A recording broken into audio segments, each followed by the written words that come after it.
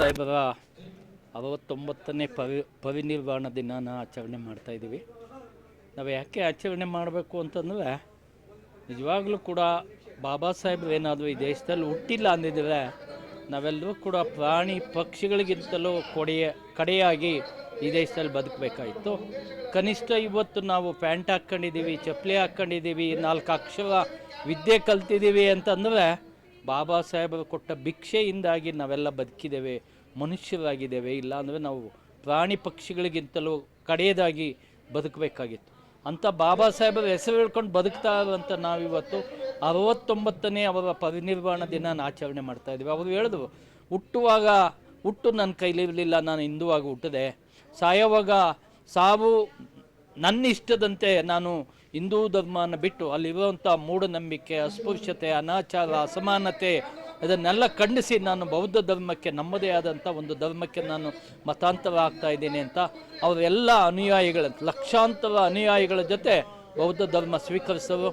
ನಾವು ಕೂಡ ಅದನ್ನು ಏನು ಇವತ್ತಿನ ಜನಾಂಗ ಏನಿದೆ, ನಾವು ಕೂಡ ಈ ಅಸಮಾನತೆ ಇರುವಂಥ ಹಿಂದೂ ಧರ್ಮನ ಬಿಟ್ಟು ನಾವೆಲ್ಲರೂ ಕೂಡ ಬೌದ್ಧ ಧರ್ಮಕ್ಕೆ ಹೋಗಬೇಕು ಅಂತ ನಾನಂತೂ ಈ ಸಂದರ್ಭದಲ್ಲಿ ಒತ್ತಾಯ ಮಾಡ್ತೇನೆ.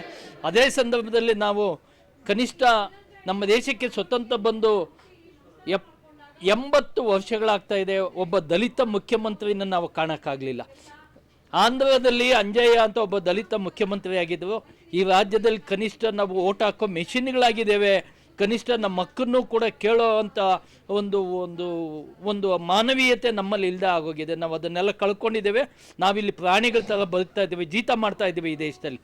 ಕನಿಷ್ಠ ಕಾಂಗ್ರೆಸ್ಗೆ ಏನಾದರೂ ಮಾನ ಮರ್ಯಾದೆ ಇದ್ದರೆ, ಇಷ್ಟು ವರ್ಷಗಳಿಂದ ದಲಿತರಿಂದ ಕಾಂಗ್ರೆಸ್ ಜೀವಂತವಾಗಿ ಉಳಿದಿದೆ ಈ ದೇಶದಲ್ಲಿ, ಅವ್ರಿಗೇನಾದರೂ ಮಾನ ಮರ್ಯಾದೆ ಇದ್ದರೆ ಒಬ್ಬ ದಲಿತರನ್ನ ಮುಖ್ಯಮಂತ್ರಿ ಮಾಡಲಿ ಅಂತ ನಾವು ಈ ಸಂದರ್ಭದಲ್ಲಿ ಒತ್ತಾಯ ಮಾಡಿ, ಯಾರೇ ಆಗಲಿ, KH ಮುನಿಯಪ್ಪ ಆಗ್ಬೋದು, ಖರ್ಗೆ ಸಾಹೇಬರು ಆಗ್ಬೋದು, ಸತೀಶ್ ಜಾರಕಿಹೊಳಿ ಸಾಹೇಬರು ಆಗ್ಬೋದು, ಪರಮೇಶ್ವರ್ ಆಗ್ಬೋದು, ಯಾರಾದರೂ ಒಬ್ಬ ದಲಿತನಿಗೆ ಮುಖ್ಯಮಂತ್ರಿಯನ್ನು ಕೊಡಬೇಕು. ಈ ಸಂದರ್ಭದಲ್ಲಿ ಮಾನ ಮರ್ಯಾದೆ ಅನ್ನೋದಿದ್ದರೆ, ದಲಿತರಿಂದಾಗಿ ಕಾಂಗ್ರೆಸ್ ಇವತ್ತು ಈ ದೇಶದಲ್ಲಿ ಉಳ್ಕೊಂಡಿದೆ.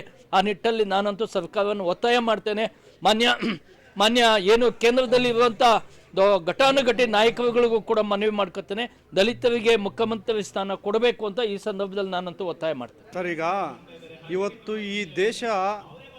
ಈ ದೇಶದಲ್ಲಿ ಏನು ಬಾಬಾ ಸಾಹೇಬ್ ಅಂಬೇಡ್ಕರ್ ಅವರ ಏನು ಒಂದು ಪವಿತ್ರವಾದ ಒಂದು ಸಂವಿಧಾನದ ರೀತಿ ಇವತ್ತು ಇಡೀ ವಿಶ್ವಕ್ಕೆ ಒಂದು ಮಾದರಿ. ಯಾಕಂದರೆ ಇವತ್ತು ಈ ದೇಶದಲ್ಲಿ ಒಬ್ಬ ಚಾಯ್ ಮಾರುವವನು ಇವತ್ತು ಪ್ರಧಾನಮಂತ್ರಿ ಆಗಿದ್ದಾರೆ ಅಂದರೆ ಅದು ನಮ್ಮ ಪರಮಪೂಜ್ಯ ಬಾಬಾ ಸಾಹೇಬ್ ಅಂಬೇಡ್ಕರ್ ಕೊಟ್ಟಂಥ ಭಿಕ್ಷೆಯಿಂದ ಇವತ್ತು ಏನು ಪ್ರಧಾನಮಂತ್ರಿ ನರೇಂದ್ರ ಮೋದಿ ಇವತ್ತು ಆ ಸ್ಥಾನದಲ್ಲಿ ಕುತ್ಕೊಂಡಿದ್ದಾರೆ ಅಂದರೆ ಅದನ್ನು ನಮ್ಮ ಪರಮಪೂಜ್ಯ ಬಾಬಾ ಸಾಹೇಬ್ ಅಂಬೇಡ್ಕರ್ ಕೊಟ್ಟಂಥ.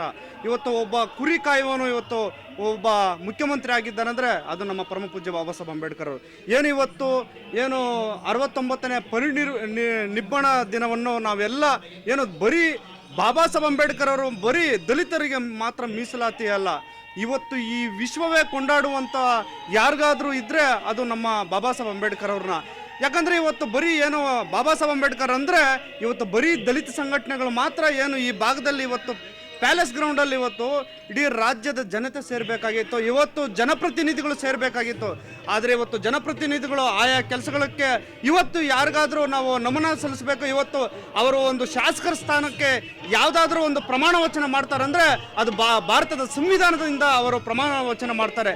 ಅಂಥ ಒಬ್ಬ ತ್ಯಾಗಿಯನ್ನು ಇವತ್ತು ನಾವು ಕಳ್ಕೊಂಡಂಥ ದಿನವನ್ನು ಇವತ್ತು ಯಾವುದೇ ಒಬ್ಬ ಜನಪ್ರತಿನಿಧಿ ಇವತ್ತು ಏನು ಈ ಜಾಗಕ್ಕೆ ಬಂದು ಹೋಗಬೇಕಾಗಿತ್ತು, ಆದರೆ ಬಂದಿಲ್ಲ. ಅದನ್ನು ನಾವು ಖಂಡಿಸ್ತೀವಿ. ಯಾಕಂದರೆ ನಾವು ಖಂಡಿಸೋ ರೀತಿಯಲ್ಲಿ ನಾವು ಹೇಳೋದು ಮುಖ್ಯವಲ್ಲ, ಅವರ ಮನಸ್ಸಿಗೆ ಬರಬೇಕು. ಯಾರಿಂದ ಇವತ್ತು ನಾವು ಈ ಚುನಾವಣೆಯಲ್ಲಿ ಇದ್ದು ಬಡವನಾಗಿದ್ದು ಇವತ್ತು ವಿಧಾನಸೌಧಕ್ಕೆ ನಾನು ಹೋಗ್ತಾ ಇದ್ದೀನಿ ಅಂದರೆ ಯಾರಿಂದ ಅಂದರೆ ಅವರಿಗೆ ಸ್ವಲ್ಪ ಒಂದು ಜ್ಞಾಪಕವಾಗಿ ನಾವು ದಲಿತ ಸಂಘಟನೆಗಳು ಇವತ್ತು ಒತ್ತಾಯ ಮಾಡಿ ಏನು 70ನೇ ಪರಿನಿರ್ವಾಣದ ಏನು ಅಂಗವಾಗಿ ಪ್ರತಿಯೊಬ್ಬ ಶಾಸಕರು, ಸಂಸದರು, ಪ್ರತಿಯೊಬ್ಬರು ಬಂದು ಬಾಬಾ ಸಾಹೇಬ್ ಅಂಬೇಡ್ಕರ್ ಅವರ ಪಾದದ ಅಡಿಯಲ್ಲಿ ಬಂದು ಅವರು ನಮಸ್ಕರಿಸಿ ಒಂದು ಪುಷ್ಪನಮನ ಸಲ್ಲಿಸಿ ಹೋಗಬೇಕು ಅನ್ನೋದು ನಮ್ಮ ದಲಿತ ಸಂಘಟನೆಗಳ ಒಂದು ಒತ್ತಾಯ ಅಂತ ಹೇಳಕ್ಕೆ ಇಷ್ಟಪಡ್ತಾ ಇದ್ದೀನಿ ಸರ್.